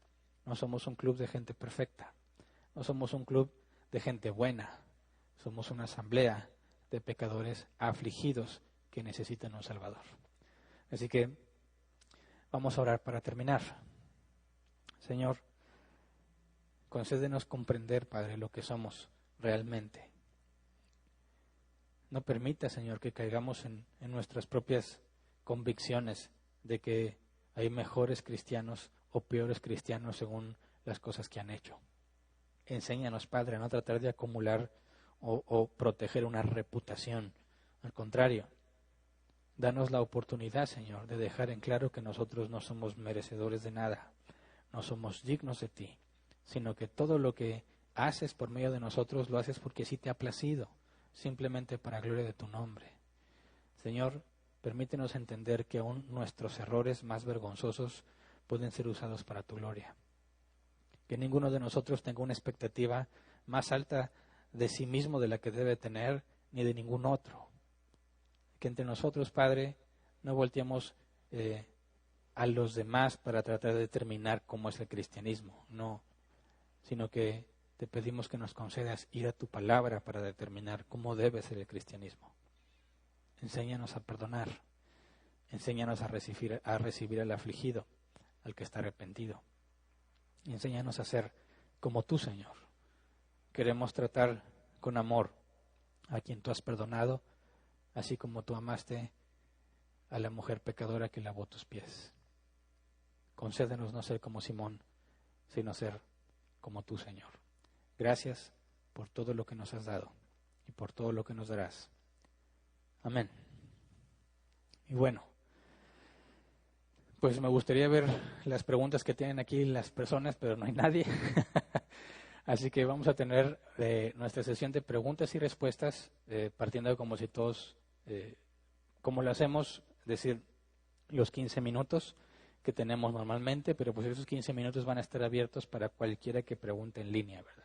Espero que en Árbol Plantado todos estén siguiendo la transmisión, que ninguno se haya quedado dormido. El domingo sigue siendo el día del Señor, ¿verdad? Tenemos que hacer lo que corresponde, lo que sabemos que es bueno para nosotros. Entonces, espero que haya muchas personas conectadas y si tienen preguntas, bueno, por favor escríbelas en Facebook o en YouTube. Nos van a estar apoyando para leerlas y las respondemos o haré mi esfuerzo por responderlas con todo gusto. Así que no sé si ya hay alguna pregunta. No. Mira, aquí sí preguntan. ¿Qué pasa en línea? ¿Es más difícil escribirla o les doy un poco de tiempo? A lo mejor no la han considerado bien, ¿verdad? Bueno, el tiempo no ha empezado a correr, ¿verdad? Hasta que tengamos una pregunta. Pero si pasa el tiempo y no hay preguntas, pasamos a lo que sigue. Entonces vamos a dar un poco de tiempo para que la gente escriba, si es que tiene una pregunta. Y al terminar la sección de preguntas, vamos a dar un comunicado a todos los miembros de Árbol Plantado. Así que no estamos terminando todavía. Si tú eres de Árbol Plantado y no tienes preguntas, bueno, no te vayas todavía, porque tenemos que comunicar información importante para la iglesia. Ahora, Normalmente, cuando tenemos nuestras reuniones aquí normales, después de la sección de preguntas, pasamos con la sección de avisos, ¿verdad? Y eso ya no los transmitimos en línea, son cosas internas. Pero por razones obvias, no podemos hacer eso ya. Hay puntos y un plan de acción que vamos a seguir que tenemos que explicar. Así que al acabar la sesión de preguntas, vamos a hacer los comunicados para árbol plantado por medio de la transmisión. ¿Hay alguna pregunta ya? Sí, pastor, buenos días. Preguntan, ¿qué hay de los padres que no se arrepienten? ¿Qué hay de los padres que no se arrepienten? Bueno, como iglesia, si nosotros seguimos el proceso de la disciplina y un padre no se arrepiente, terminará expulsado. Eso indica que el pecado que se está cometiendo haya caído en la categoría de las dos excepciones que Jesús enseñó y que Pablo enseñaron, la inmoralidad sexual o que el incrédulo abandone. Bueno, cuando alguien es expulsado y abandona el rol que le corresponde, se vuelve una razón válida para un divorcio. En ese caso se procede con el divorcio y la familia queda fracturada. La iglesia tiene que buscar la manera de apoyarlos. Y como hijos, a pesar de que tus padres se hayan separado y uno de ellos persista en el pecado, sigue siendo tu padre. Y el mandato de honrarlo sigue vigente hasta el día de su muerte. Así, eso no significa que vas a tener bonitos sentimientos hacia él, puede que no, pero tienes que tratarlo como el padre que es, ¿verdad? Darle el valor que le corresponde. La palabra honra tiene que ver con valor. Entonces, los hijos deben seguir honrando a sus padres sin importar si sus padres son cristianos o no. ¿Alguna otra pregunta? Sí, pastor. Dice, ¿se considera familia fracturada cuando los padres, uno es católico y el otro es cristiano? Sí. Si es una familia mixta, es una familia fracturada porque no puede funcionar de acuerdo a sus roles. Aunque no dudo que haya incrédulos que tienen muy buenas intenciones en cumplir lo que corresponde, bueno, el asunto es que es el Espíritu Santo el que nos capacita para hacerlo, ¿verdad? Entonces, una persona sin el Espíritu Santo está muy limitado en cuanto al rol que debe desempeñar. Entonces, por esa razón, una familia mixta, incluso si los padres son cristianos y los hijos no, obviamente estoy hablando de hijos mayores, sigue siendo una familia fracturada porque no se puede cumplir completamente uno de los roles. ¿Alguna otra pregunta? Sí. Dice, si una madre viuda, no por muerte del marido, sino por abandono, no es cristiana y Cristo le da arrepentimiento y es convertida, ¿en qué punto puede verse apoyada como a las viudas justas? Bueno, ese es precisamente el caso de la iglesia de Jerusalén. Recordemos que en la iglesia de Jerusalén acababan de agregarse muchísima gente y tenía muy poco tiempo la iglesia funcionando como iglesia y ya tenían muchas viudas desamparadas. Ese es el caso. Eran viudas no cristianas, obviamente algunas todas eran judías, ¿verdad? Aunque no vivieran o radicaran ahí precisamente en Jerusalén, pero no eran cristianas, no habían sido regeneradas. Al momento en que toda esta conversión entre los judíos y los que estaban también de visita, al momento en que Dios los convierte, la iglesia adquirió un grupo, que no se nos especifica el tamaño, pero un grupo de viudas desamparadas que sus hijos, seguramente sus familiares, antes las ayudaban, pero el momento en que se hacen cristianas, prácticamente cortaban relación con toda su familia. Así que podemos ver que la iglesia de Jerusalén, a las viudas que recibía regeneradas y que estaban desamparadas, las ayudaba sin tomar en cuenta su antigüedad. ¿Alguna otra pregunta? Sí, seguimos. Tenemos varias. Dice, ¿cómo saber cómo tomar una promesa para mí? Sí, se vuelve muy importante saber cómo, ¿verdad? Hay que considerar el contexto. Lo primero que tienes que hacer es considerar el contexto de lo que estás leyendo. Estás leyendo un diálogo entre dos personas, por ejemplo, Pablo y Timoteo. Cuando dice que a los ancianos no los reprendas con dureza, sino trátalos como a padres. Decimos, bueno, ¿eso es una promesa? No, eso no es una promesa, ¿verdad? Eso es una instrucción de Pablo a alguien que está a cargo de la iglesia. Ahora sabemos que los requisitos para alguien que está a cargo de la iglesia es ser maduro, ¿verdad? 1 Timoteo 3 y Tito 1. Entonces, ese criterio de cómo debe ser su comportamiento, no nada más se aplica para los que están en liderazgo, sino también para los que son maduros. Es decir, es algo que todo cristiano debe de hacer. No es una promesa, pero en su contexto te das cuenta que es algo que tú también debes de hacer. Pero si vas al Antiguo Testamento y estás leyendo alguna promesa que Dios hizo a los israelitas, sobre todo muchos les gustan estas que lees en los profetas cuando estaban los israelitas exiliados, ¿verdad? No vendrá plaga alguna sobre ti, voy a restaurarte, regresarás a tu tierra, muchísimo tipo de promesas que Dios hizo a los exiliados. Bueno, es un error que si tú ves que Dios, por medio de un profeta, le está dando a los israelitas en particular, en una situación en particular, que es cuando estaban exiliados, y tú lees que Dios le hace una promesa a ellos, no puedes apropiarte de esa promesa porque tú no eres israelita y no estuviste en aquel tiempo. ¿Verdad? Esto se parece a lo de Pablo y el carcelero. Pablo está diciéndole al carcelero, cree en el Señor Jesucristo y serás salvo tú y toda tu casa. Un diálogo entre Pablo y carcelero. Tú no figuras ahí, tú no tienes nada que ver ahí, no estás en el contexto, los cristianos no están en el contexto, es un diálogo de uno a uno, y cuando se le dice que su casa será salva si él cree, se cumple, asunto arreglado, ¿verdad? Cuando vas al Antiguo Testamento, ves las promesas que se le hicieron a Israel y prácticamente muchas de ellas, a menos que tenía que ver con el reino de Cristo, muchas de ellas se cumplieron. Así que tú no tienes nada que ver en esas promesas. Tienes que asegurarte que cuando lees algo, consideres el contexto y veas si aplica en un sentido general a todo el género humano, aplica a los que son de Dios, a los israelitas, a la iglesia y los cristianos o qué. Hasta que hagas ese examen, ese ejercicio de aplicar la hermenéutica, entonces puedes considerar una conclusión. ¿Eso es algo que aplica para los cristianos o no? Por ejemplo, cuando Jesús le dijo a los apóstoles, estaré con ustedes todos los días hasta el fin del mundo, dices, oye, eso se lo dijo Jesús a los apóstoles, sí, pero sabemos que eso se cumple porque dejó el Espíritu Santo en ellos, ¿verdad? Y si yo tengo el Espíritu Santo, que la Biblia dice que todo el que ha nacido de nuevo recibe las arras de la garantía del Espíritu Santo, entonces esa promesa también aplica para mí, porque va a estar conmigo todos los días hasta el fin del mundo. Entonces, lo que se requiere es una buena interpretación. Ok, otra pregunta, pastor. Dice, ¿cuál es la mejor actitud sobre si tengo custodia compartida y el papá es inconverso y a veces tenemos varios roces?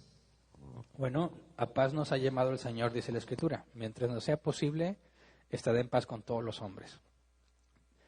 En esa situación, tú como cristiano o cristiana tienes que buscar la manera de cumplir lo más eficientemente tus obligaciones para con tus hijos. Y si es una custodia compartida y vas a tener que tener interacción con tu excónyuge, busca la manera más pacífica de hacerlo. Si es inevitable y es esta persona, tu excónyuge, tiene un mal carácter, bueno, evita el diálogo al máximo, pero en ninguna circunstancia dejes de ver a tus hijos, porque ellos te necesitan.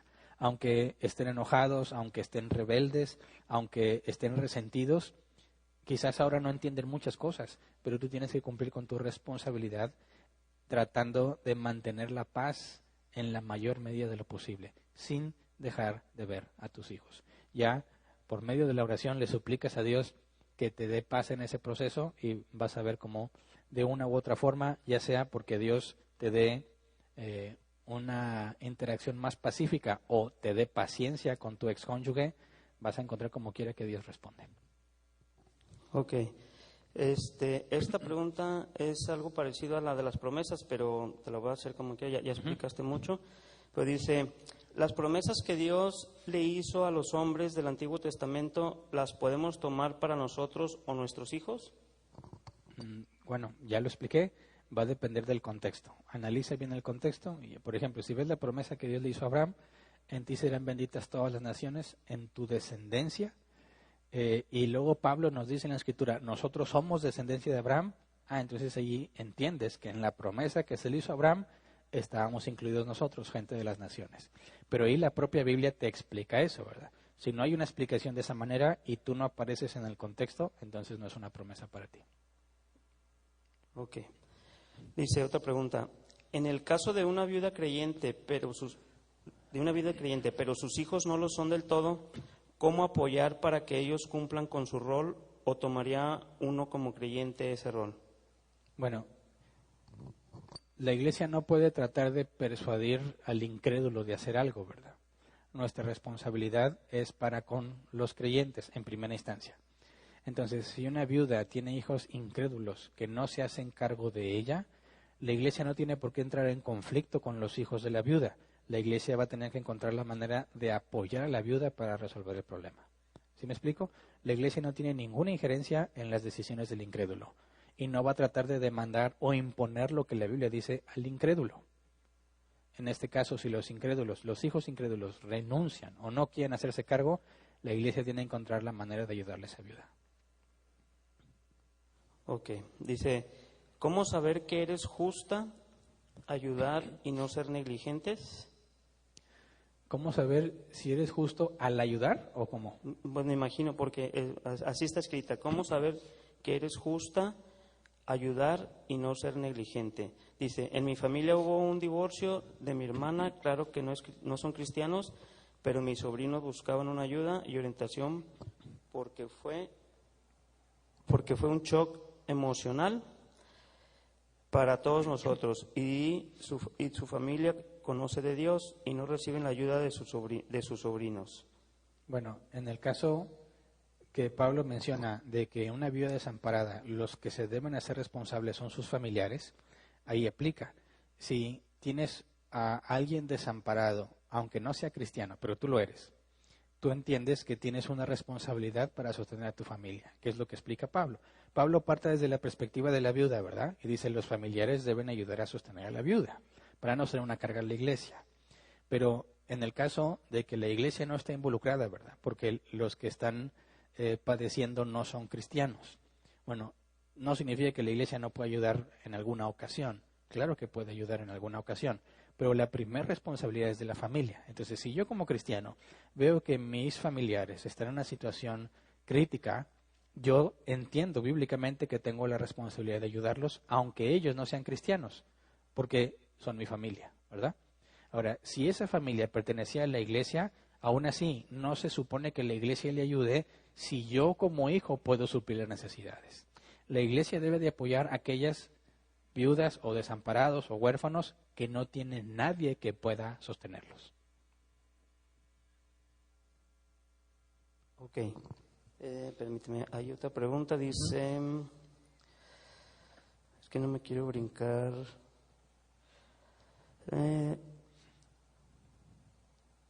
Dice, pastor, ¿cómo darle ejemplo a los niños si ellos viven con su mamá y su mamá y familia de ella es testigo de Jehová? Bueno, para eso se requiere interacción, ¿verdad? Lo ideal sería estar con ellos siempre, pero no se puede. Entonces, los momentos en los que puede haber interacción, tenemos que asegurarnos de dar un buen ejemplo. Luego, nosotros estamos muy limitados, pero solo Dios conoce el corazón de ellos. Entonces, aunque sean momentos muy breves en los que puedan convivir juntos, físicamente hablando, tenemos que cuidar que esos momentos reflejemos realmente a Cristo, ¿verdad? Y el comportamiento que debe de ser. Yo sé que hay personas, y lo digo por experiencia en mi vida cristiana, sobre todo en esos procesos donde tuve mucha dificultad, conocí a personas cristianas que me afectaron positivamente, que me ayudaron a ver cómo debe ser un cristiano en la adversidad. Fueron pocas las personas y pocos los momentos en los que interactué con ellos, pero Dios se encargó de que esos breves momentos marcaran mi vida de alguna forma. Entonces, cuando tenemos tiempo limitado, hagamos la parte que nos corresponde, ¿verdad? Ese tiempo, aunque sea limitado, usémoslo de la mejor manera, seamos sabios, seamos prudentes y demos un buen ejemplo. No sabemos si en esos pequeños momentos Dios los marque de por vida para enseñarlos cómo debe de ser. Nosotros confiamos en que Dios es sabio, Él hace lo que es mejor, pero nosotros hacemos lo que corresponde. Ok. Hay dos preguntas, pero no son relacionadas al tema. No sé. Si quieres, menciónalas y vemos si las respondemos. Si no, las dejamos para después. Ok, bueno. La primera dice, cuando una persona fallece, ¿se puede cremar y enterrar las cenizas en el parque enfrente de la casa? Bueno, puedo responder brevemente. La cremación no tiene ningún conflicto bíblico. A veces eso es lo más económico y lo que está al alcance de las personas, ¿verdad? Ahora, enterrarlas en el parque enfrente de tu casa, eso tiene que ver con la ley, ¿verdad? Tienes que investigar la ley sanitaria y ver si eso se permite. Si la ley prohíbe ese tipo de acciones, entonces no lo hagas. Ok, otra pregunta rápida, esta sí, ahorita volvemos a la otra que te digo. Dice, ¿podemos o debemos acoger a esos hijos de padres no creyentes a darles amor, ejemplo y apoyo emocional, ya que se acercan a uno porque ven testimonio, aunque esos padres no creyentes se molesten? No, no podemos generar más conflicto. La Biblia dice que tenemos que buscar la paz. Entonces, no significa que vas a dejar de ver a los niños, ¿verdad? O que vas a negarte cuando ellos vienen. Lo que me refiero es que no puedes simplemente decir, bueno, cuando ellos están aquí, sus papás se van a enojar. No, tienes que buscar la manera de encontrar un medio pacífico. Quizás hablando con los padres, decir, oye, no te molestes, ¿verdad? Pero yo aprecio mucho a tus hijos. Quiero encontrar la forma de ayudarles, ¿verdad? Quiero que no estemos en conflicto, porque mi intención para con tus hijos es buena, ¿verdad? Y no estoy tratando de convencerlos de que tú estás mal o ponerlos en tu contra, que es lo que muchos padres piensan. Debes esforzarte por tener una relación pacífica con los padres. ¿Me explico? Evitar el conflicto en la medida de lo posible. Pero si de repente se te presenta una oportunidad para poder hablarles del Evangelio, a pesar de que sus padres se enojen, aprovéchala. El punto es que no hagas caso omiso de la situación o simplemente actúes a espaldas de los padres. Lo primero que tienes que hacer es tratar de encontrar una forma pacífica de poder seguir conviviendo con sus hijos. En el punto en el que sus padres te permitan estar con ellos, aquí estamos entrando a un tema totalmente diferente, ¿verdad? Porque aún te puedes acarrear problemas legales. Entonces, si tus padres te prohíben acercarte a ellos, trata de cumplir su petición y ora a Dios para que sus corazones sean transformados, ¿verdad? No se trata de ir en contra de la ley o en contra de los padres en ese tipo de cosas. Podemos pensar primero en orar y después buscar alternativas para poder llevar el Evangelio a esos niños, pero tenemos que respetar la autoridad que los padres tienen sobre sus hijos, sobre todo cuando son menores de edad. Ok, se acabó el tiempo, pastor. Muy bien. ¿Quedaron muchas preguntas?